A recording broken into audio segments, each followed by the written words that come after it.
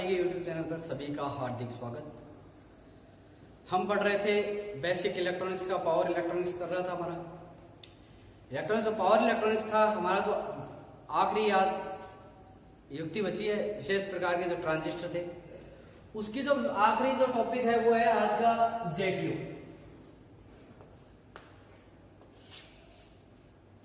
अब देखिए जेटीयू क्या होता है, इसको बोला जाता है गेट टर्न ऑफ स्विच। क्या बोला जाता है? गेट टर्न ऑफ, मतलब ऐसी होती तो ये बिल्कुल एचसीआर की तरह ही युक्ति होती है, एचसीआर की तरह ही होती है, लेकिन एचसीआर का मॉडिफाइड रूप होता है। जेटीयू क्या है? एचसीआर का कौन सा रूप अभी? मॉडिफाइड रूप। इसकी जो फुल फॉर्म होती है वो होती है गेट टर्न ऑफ ट्रांजिस्टर, या इसको बोलते हैं थायरिस्टर।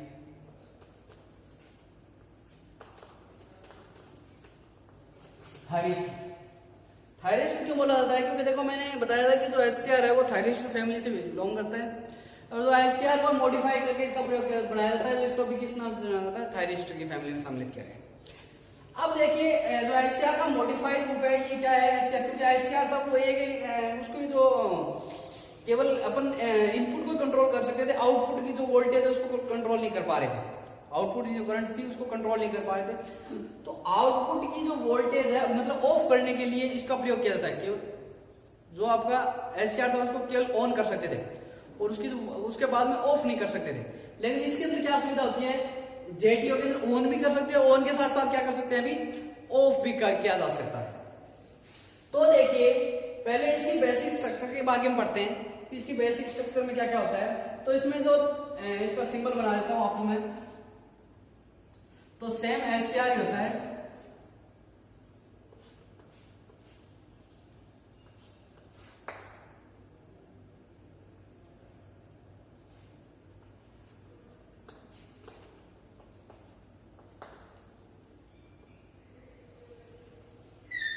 ये स्ट्रक्चर है, ये सेम एचसीआर की स्ट्रक्चर है, लेकिन इसमें क्या क्या रहता है? थोड़ा सा या तो इसके अंदर लाइन लगा दी जाती है, ऐसे कट लगा दिया जाता है, सिंबल ये कट लगाया हुआ है सिंबल होता है, और या फिर इसमें कर देते हैं ऐसे करके, ऐसे तीर का निशान। ठीक है ना? जब इसमें तीर का निशान हो या कट का निशान हो तो किसको रिप्रेजेंट करता है? ये बिल्कुल एनोड, कैथोड और गेट होते हैं। अगर इसमें तीर का निशान ना हो तो कौन होगा? एचसीआर। और अगर तीर का निशान हो तो क्या हो जाता है? ये GTO, gate turn off switch thyristor. देखो थायरिस्टर मैं बता देता हूँ आपको, कभी आप थर्मिस्टर मत बोल देना कि थायरिस्टर, थर्मिस्टर और थर्मोस्टेट, तीन ऐसी युक्ति होती है। क्या क्या? थायरिस्टर, थर्मोस्टेट और जो आपकी थायरिस्टर, थर्मोस्टेट और थर्मिस्टर। जो थर्मिस्टर होता है बता देता हूँ आपको, थर्मिस्टर क्या होता है? नेगेटिव टेम्परेचर कोएफिशिएंट होता है थर्मिस्टर, एनटीसी बोलते हैं थर्मिस्टर। मतलब तापमान बढ़ने पर इसका, जैसे जैसे तापमान बढ़ेगा इसका प्रतिरोध कम होता है, जैसे कार्बन है। ठीक है ना? तो जो नेगेटिव टेम्परेचर कोएफिशिएंट होते हैं उनको किस नाम से जाना जाता है? थर्मिस्टर के नाम से जाना जाता है। पीटीसी होता है, सेमिस्टर होते हैं। ठीक है ना? और दूसरी बात मैं आपको बताया थर्मोस्टेट। थर्मोस्टेट क्या होता है? थर्मोस्टेट एक ऐसी युक्ति होती है जो तापमान पे कार्य करती है, टेम्परेचर पे, उष्मा प्रचालित युक्ति है, उष्मा को कंट्रोल करती है। ठीक है ना? ये क्या करती है?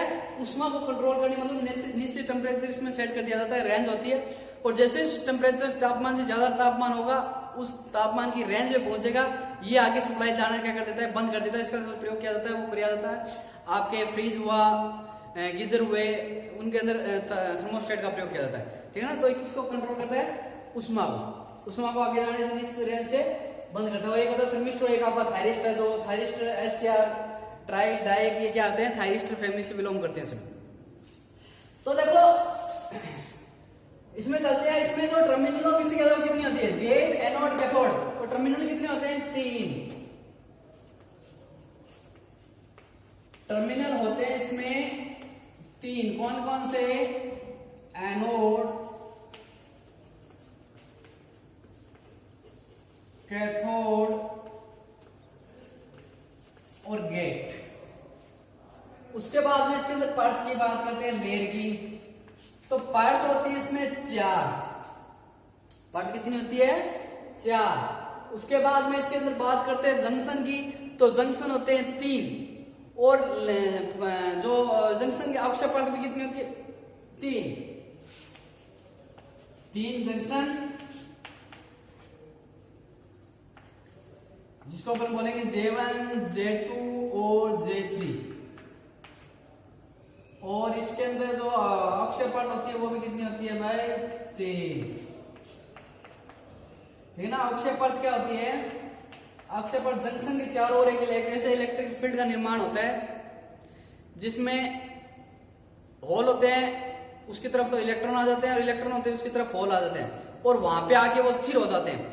तो उस जो फील्ड जो स्थिर हो जाते हैं, जो फील्ड का निर्माण करते हैं, उस फील्ड को किस नाम से जाना जाता है? अक्षय परत। ठीक है ना। तो अब देखो, अब आगे चलते हैं। इसके अंदर बेसिक स्ट्रक्चर हो गई है। अब इसमें इसके कार्य प्रणाली क्या पढ़ते हैं।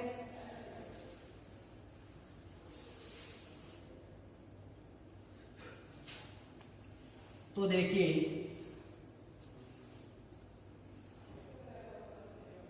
इसमें ये एक डोपिंग का क्षेत्र है, एक डोपिंग का क्षेत्र ये रहा,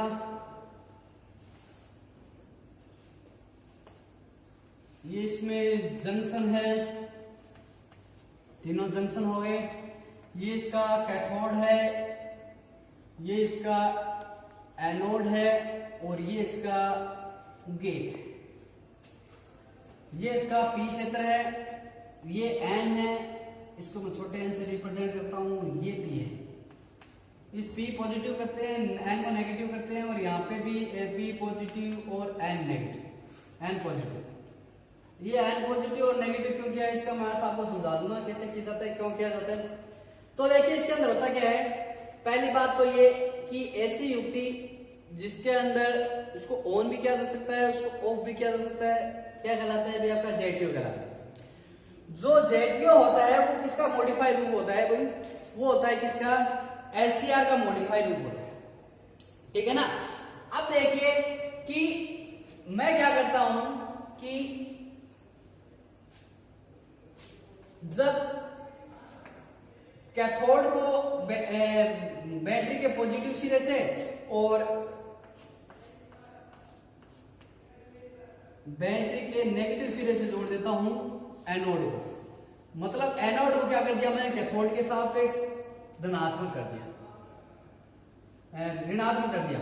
कैथोड के सापेक्ष एनोड को क्या कर दिया मैंने? ऋणात्मक कर दिया। तो इस समय क्या होगा? जो इसकी कार्य बना, एक इसके अंदर डोपिंग क्षेत्र हो, याद रखना भी आपको। डोपिंग क्षेत्र कितने होते हैं? 1 2 3 4 5 इसके अंदर डोपिंग क्षेत्र। ठीक है। अब इसमें क्या होता है? हाँ चलो, इसमें पी पॉजिटिव एनोड नेगेटिव ये बता देता हूं आपको, ये स्ट्रक्चर तो हम पढ़ेंगे। तो देखो, इसके अंदर पी पॉजिटिव का मतलब क्या है? इसमें जो डोपिंग की गई है वो क्या की गई है भी? अधिक की गई। डोपिंग का स्तर है क्या रखा गया है? हैवी रखा गया है। ठीक है ना। और जिसमें नेगेटिव है उसका मतलब है उसमें डोपिंग क्या रखी गई है भी? लाइट रखी गई है या कम रखी गई। डोपिंग स्तर उसमें क्या है? डोपिंग क्या है? कम है। जिसमें पी पॉजिटिव है उसमें डोपिंग स्तर अधिक है, और जिसमें कम है एन माइनस है उसमें डोपिंग स्तर क्या है?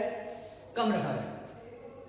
तो देखिए मैंने क्या किया, अब कार्य प्रणाली पे आते हैं कि मैंने क्या किया कि जो कैथोड के सापेक्ष एनोड को क्या कर दिया अभी? ऋणात्मक कर दिया। तो उसमें क्या होगा कि जो आपके तीन जंक्शन दिखाई दे रहे हैं आपको, इन 3 जंक्शन में क्या होगा कि जो आपका J1 और J3 है, एसआर में क्या था अभी? एक जो 2 जंक्शन थे वो तो एक तरफ जब फॉरवर्ड में थे तो J2 क्या कर रहा था? ऋणात्मक में काम कर रहा था, रिवर्स वाइस में काम कर रहा था। और जब J2 रिवर्स में था, जब J2 फॉरवर्ड में था तो J1 J3 किस में काम कर रहे थे? रिवर्स वाइस में काम कर रहे थे। तो सेम पोजीशन इसमें होगी कि देखो, जब मैंने क्या किया? उल्टा जोड़ दिया, तो इसमें J1 और जो J3 जंक्शन है वो क्या होंगे? रिवर्स वाइस में। और जो J2 जंक्शन है वो किसमें काम करेगा? फॉरवर्ड वाइस में। तो इसमें करंट फ्लो होगी, और उस करंट को बोलते हैं लीकेज करंट। वो भी थोड़ी सी लीकेज करंट होती है, वो क्या होती है, बहुत कम मान की करंट होती है और उसको लीकेज करंट के नाम से जाना जाता है। ठीक है, रिवर्स वाइस की बात करें, रिवर्स वाइस में बह रही हो। फिर क्या करता हूं मैं, फिर मैं क्या करता हूं कि जैसे मैं इसमें गेट को ऋणात्मक से जोड़ रखा है, ठीक है, फिर मैं क्या करता हूं कि इसको नेगेटिव और इसको पॉजिटिव, और गेट को क्या कर देता हूं मैं पॉजिटिव, किसके सापेक्ष, एनोड के सापेक्ष। ठीक है ना, मैंने क्या किया, कैथोड के सापेक्ष एनोड को क्या कर दिया अभी धनात्मक से, और गेट को एनोड के सापेक्ष धनात्मक से जोड़ देता हूं। तब जो आपका बायस काम करेगा वो किस में काम करेगा, फॉरवर्ड बायस बोलते हैं उसके अंदर।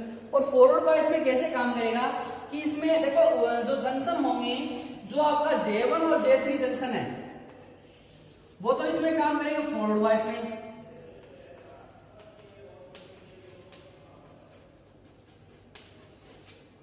और आपका J2 जंक्शन वो कौन से बायस में काम करेगा, रिवर्स बायस में काम करेगा। तो स्टार्टिंग में इसमें से धारा फ्लो नहीं होती है, लेकिन जैसे जैसे अपन वोल्टेज को बढ़ाते जाते हैं, क्योंकि वोल्टेज का क्यों बढ़ाते जाते हैं कि स्टार्टिंग में इसका जो आपका जंक्शन है वो टूट नहीं पाते, उन जंक्शन को तोड़ने के लिए एक विभव प्राचीर बैरियर पोटेंशियल चाहिए, और वो बैरियर पोटेंशियल क्या करते हैं, वोल्टेज को बढ़ाते जाते हैं। तो एक ऐसी वोल्टेज का मान आता है जिसमें वोल्टेज क्या हो जाता है, आपका जंक्शन टूट जाता है और उसके अंदर धारा चलनी प्रारंभ हो जाती है, और जिस समय वो धारा चलनी प्रारंभ हो जाती है उसको उस नाम को जाना जाता है फॉरवर्ड ब्रेक ओवर वोल्टेज के नाम से जाना जाता है।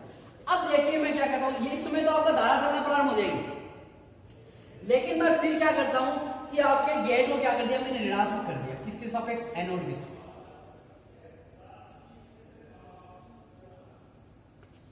ठीक है ना, कर दिया अभी। तो उस समय क्या होगी, आपकी रिवर्स में वोल्टेज चलेगी, गेट वोल्टेज रिवर्स में चलेगी, और वो क्या करती है, स्विच को ऑफ करने का काम करती है। क्या करती है, स्विच को ऑफ करने का काम करती है। ये मैं आपको वो वक्र बनाऊंगा, उस वक्र में समझाऊंगा कैसे कार्य करते हैं। देखो VI वक्र में पढ़ते हैं,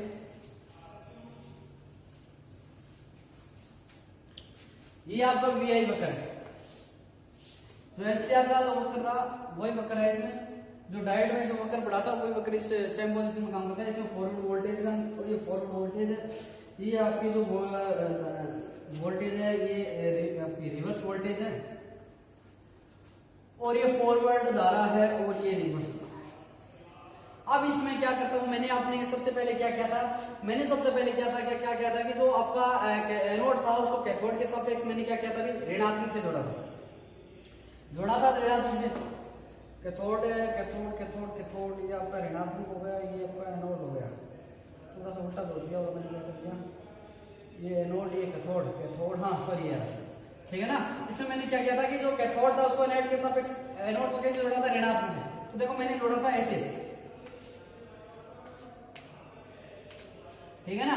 तो इस समय क्या होगा, आपके जो J1 और J3 वो फॉरवर्ड वाइज रिवर्स वाइज में काम करें, J2 फॉरवर्ड। तो इसमें मैंने बोला था कि लीकेज करंट प्रवाहित होती है और रिवर्स वाइज में चलती है। तो देखो ये आपकी रिवर्स वाइज है, रिवर्स वाइज में एक करंट का मान चलता है, वो बहुत कम करंट का मान होता है, और वो चलता है माइक्रो एम्पियर के अंदर। तो ये करंट चल रही थी, और फिर क्या करते हैं, जैसे जैसे वोल्टेज का मान बढ़ाते हैं तो उसमें क्या होता है, ये जंक्शन टूट जाता है, J2 जंक्शन, क्योंकि रिवर्स वाइज में काम कर रहा था, तो ये जंक्शन टूट जाता है और इसमें एक वोल्टेज का फ्लो होने लगता है। फिर हम बात करते हैं फॉरवर्ड बायस के अंदर, कि फॉरवर्ड में मैंने क्या किया कि उसके बाद में मैंने क्या किया, उसको गेट को क्या कर दिया, धनात्मक से जोड़ दिया था एनोड की तुलना में। तो क्या हुआ था, एक जैसे जैसे वोल्टेज का मान बढ़ाता जाता हूं, तो उसमें जो J1 और J3 थे वो आपको फॉरवर्ड बायस में काम कर रहे थे, जो J2 था वो ऋणात्मक बायस में काम कर रहा था। तो एक स्टार्टिंग में धारा नहीं चल पाती, लेकिन जैसे जैसे वोल्टेज बढ़ाते हैं और एक पॉइंट ऐसा आता है जहां पे वोल्टेज है उसका ब्रेकडाउन हो जाता है, तो इस अवस्था को जाना जाता है ब्लॉकिंग अवस्था के नाम से। ब्लॉकिंग मोड मतलब ऐसा मोड जिसमें धारा का फ्लो नहीं हो पाता वोल्टेज बढ़ाने के बाद में भी, लेकिन एक ऐसी अवस्था आती है वोल्टेज जैसे जैसे बढ़ाने जाते हैं उसके बाद आपकी धारा है वो बढ़नी प्रारंभ हो जाती है। तो उस अवस्था, ये जो अवस्था है, इस अवस्था को नाम जाना जाता है फॉरवर्ड ब्रेक ओवर वोल्टेज।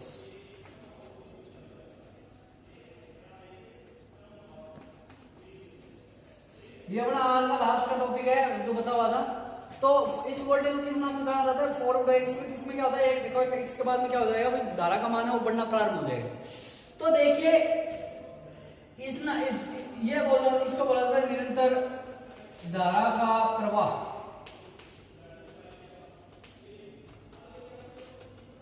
इसको किस नाम से जाना जाता है? निरंतर धारा का प्रवाह।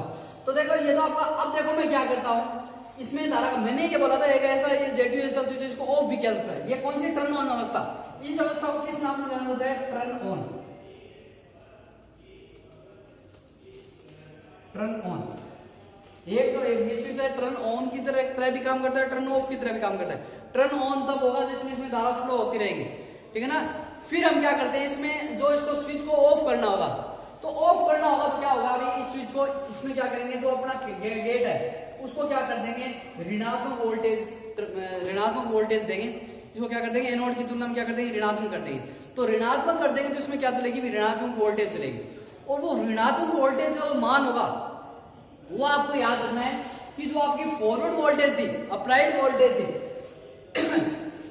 उसकी 1/3 से 1/5 भाग होता है, ठीक है ना। उसका कितना होता है, 1/3 या 1/3 से 1/5 भाग होता है। कौन सी वोल्टेज का मान, जो आपने गेट जो रिवर्स वोल्टेज दी है गेट को, उस वोल्टेज का मान। और वो क्या काम करती है कि वो आपको जो आपका जो जेटी है उसको क्या कर देती है, भी ऑफ कर देती है। तो आपको मैं सरल सी भाषा में बता देता हूं कि क्या है कि जब मैं क्या करता हूं कि टर्न ऑन, इस स्विच को दो नाम से टर्न ऑन मतलब जब हम क्या करते हैं, गेट को पॉजिटिव वोल्टेज देते हैं, धनात्मक वोल्टेज से जोड़ते हैं, तो उसमें एक वोल्टेज का फ्लो होगा और उसको फॉरवर्ड ब्रेक वोल्टेज के नाम से जाना जाएगा। और जब मैं क्या करता हूं, इसको गेट को ऋणात्मक वोल्टेज से जोड़ देता हूं, तो उसमें वोल्टेज का मान अप्लाइड वोल्टेज है 1/3 या 1/5 भाग चाहिए। और उस समय क्या होगी, जो आपकी वोल्टेज जा रही थी वो जाना बंद हो जाएगी, धारा जो चल रही थी वो धारा बंद हो जाएगी, चलना प्रारंभ हो जाएगी। और उसको क्या बोलते हैं, टर्न ऑफ स्विच, मतलब एक ऑफ स्विच की तरह काम करने, उसमें धारा का फ्लो बंद हो जाता है। तो इसको दोनों तरफ या तो एक ही कंडीशन में काम कर रहा था, उसको ऑन किया जाता, ऑफ नहीं कर सकते, लेकिन ये दोनों काम कर रहा था। जब हम गेट की वोल्टेज ऋणात्मक कर देते हैं तो स्विच ऑफ हो जाता है, और जब गेट की धनात्मक से जोड़ देते हैं तो क्या हो जाता है भाई, इसमें धनात्मक वोल्टेज चलना प्रारंभ हो जाता है। फिर देखिए इसका उपयोग, जो इसका उपयोग है वो क्या रहता है, पहला जो इसका उपयोग किया जाता है वो क्या रहता है भी इन्वर्टर में। कौन से इन्वर्टर में, जो संवेदनशील जो फ्रीक्वेंसी इन्वर्टर होते हैं, संवेदनशील में जो मतलब वेरिएबल जो आवृत्ति पे काम करने वाले जो इन्वर्टर होते हैं, उसके अंदर उपयोग किया जाता है संवेदनशील उपयोग।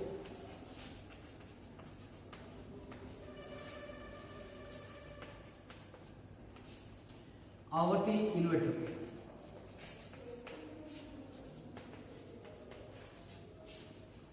दूसरा इसका प्रयोग किया जाता है ट्रिगिंग में, दोनों दिशाओं में काम करता है, तो ट्रिगिंग कराने में,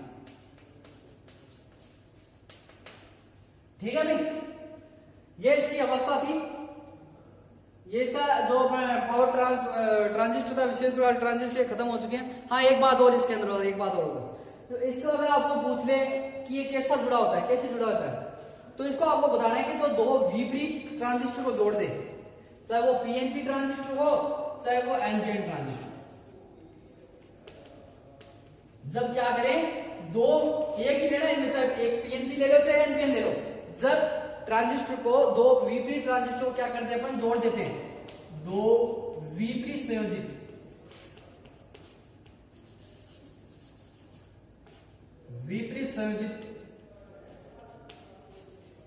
क्या होते हैं, ट्रांजिस्टर। दो विपरीत दिशाओं में काम कर लेगा, ट्रांजिस्टर को जोड़ दें तो वो किसकी संरचना होगी, वो जेडी होगी। दूसरी बात, इसमें जो कलेक्टर होता है और जो बेस होता है, जो दोनों विपरीत जो ट्रांजिस्टर जोड़े थे उसको कॉमन किया जाता है, ठीक है ना। बेस कलेक्टर और बेस को क्या किया जाता है, कॉमन किया जाता है, ठीक है ना। ये आपको बात याद रखनी है, किसको कलेक्टर और बेस को क्या कर दिया जाता है, इसमें कॉमन कर दिया जाता है। दो आप ये आपको बात नहीं पूछता, लेकिन आपको बात नॉलेज पता होना चाहिए इस बात का। ये बात है, दो विपरीत किस प्रकार जोड़ा जाता है, दो विपरीत ट्रांजिस्टर को जोड़ा जाता है, तो कौन सी होती है भी, जेटीयू कहलाती है। तो आज के लिए इतना ही, फिर मिलते हैं, तब तक के लिए जय हिंद।